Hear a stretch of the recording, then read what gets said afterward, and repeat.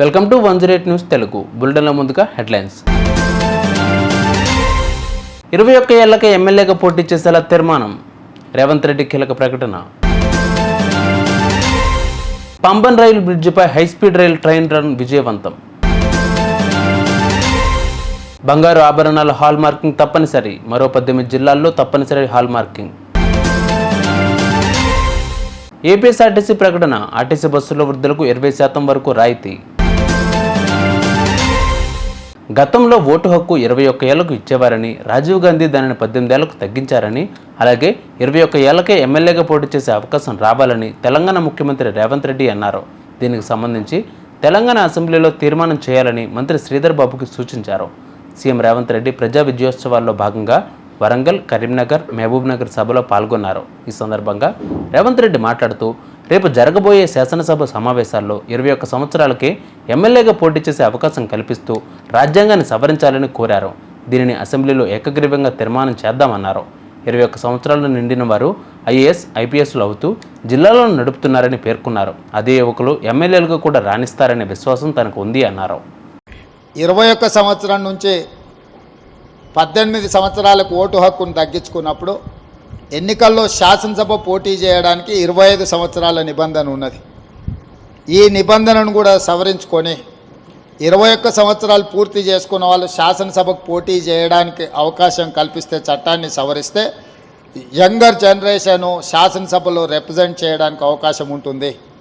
ఈరోజు 21 years complete చేసుకున్న వాళ్ళు ఐఏఎస్లు, ఐపీఎస్లు అయి జిల్లా అధికారులుగా పనిచేస్తున్నప్పుడు 21 సంవత్సరాలు పూర్తి చేసుకున్న వాళ్ళు శాసనసభ్యులు కూడా రాణిస్తారని చెప్పి నేను బలంగా విశ్వసిస్తున్నా, నమ్ముతున్నా. మీ రెజల్యూషన్స్లో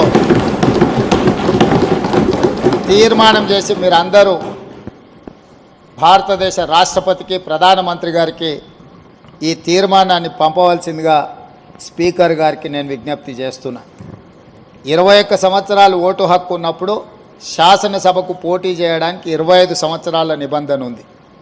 ఓటు హక్కు 18 సంవత్సరాలకు తగ్గించినప్పుడు 25 సంవత్సరాలకు పోటీ చేసే నిబంధనను 21 సంవత్సరాలకు తగ్గించడం ద్వారా యువతకు మరింత ప్రాతినిధ్యము చట్టసభలల్లో, ముఖ్యంగా శాసనసభలో అవకాశం కల్పిస్తే మీ యువతకు అవసరాలు ఏముంటాయి, అది స్పోర్ట్స్ రిలేటెడా, ఎడ్యుకేషన్ రిలేటెడా, ఎంప్లాయ్మెంట్ రిలేటెడా, మిగతా ఇష్యూస్ని అన్నిటిని కూడా సభలో చర్చించడానికి అవకాశం ఉంటుంది. కాబట్టి ఈ రెజల్యూషన్ కూడా ఈ మాక్ అసెంబ్లీలో పాస్ చేసి మీరు ఈ సభను జరిపిన విధానాన్ని, ఈ సభలో చేసిన తీర్మానాలను రాష్ట్రపతికి పంపిస్తే తప్పకుండా వచ్చే పార్లమెంట్ సమావేశాల్లో ఈ అంశాన్ని ప్రస్తావించాల్సిందిగా ఈ తెలంగాణ నుంచి ప్రాతినిధ్యం వస్తున్న పార్లమెంట్ సభ్యులకు కూడా మీరు ఈ లేఖ ఇవ్వండి. తప్పకుండా పార్లమెంట్లో వాళ్ళు లేవనెత్తడానికి అవకాశం వస్తుంది అని సూచన చేస్తూ భారతీయ రైల్వే వ్యవస్థలో మరో అద్భుతం ఆవిష్కృతమైంది. రామేశ్వరం ద్వీపాన్ని భారత ప్రధాన భూభాగంతో కలిపే భారీ వంతెన పూర్తయింది. సముద్రం గుండా ఎలాంటి ఆటంకం లేకుండా నౌకలు వెళ్లేలా ఏర్పాటు చేసిన వర్టికల్ లిఫ్ట్ బ్రిడ్జిని తొలిసారిగా సముద్రం మధ్యలో 17 మీటర్ల ఎత్తులో 550 కోట్లతో నిర్మించారు. ఈ క్రమంలో నవంబర్ 13, 14 తేదీల్లో తనిఖీలు నిర్వహించనున్నట్లు railway safety commissioner CM Chaudhary తెలిపారు. ఈ సందర్భంగా ఆయన వంతెనపై వివిధ ప్రాంతాల్లో నడిచి నిర్మాణాన్ని పరిశీలించారు. అనంతరం బ్రిడ్జి మధ్యలో ఉన్న లిఫ్టింగ్ సిస్టమ్ను, మండపం నుండి రామేశ్వరం వెళ్లే హైస్పీడ్ ట్రయల్ రన్ను పరిశీలించారు. ఇందుకు సంబంధించిన వీడియో సోషల్ మీడియాలో వైరల్ అవుతుంది. పసిడి ఆభరణాలు, వస్తువులకు తప్పనిసరి హాల్ మార్కింగ్ను మరో 18 జిల్లాల్లో ప్రభుత్వం అమల్లోకి తెచ్చింది. 4వ విడత కింద ఆంధ్రప్రదేశ్, బీహార్, హర్యానా, హిమాచల్ ప్రదేశ్, కేరళ, ఒడిశా, రాజస్థాన్, తమిళనాడు, ఉత్తరప్రదేశ్, ఉత్తరాఖండ్లోని 18 జిల్లాల్లో తప్పనిసరి హాల్ మార్కింగ్ అమల్లోకి వచ్చినట్లు ప్రకటించింది. దీనితో మొత్తం జిల్లాల సంఖ్య 361కి చేరింది.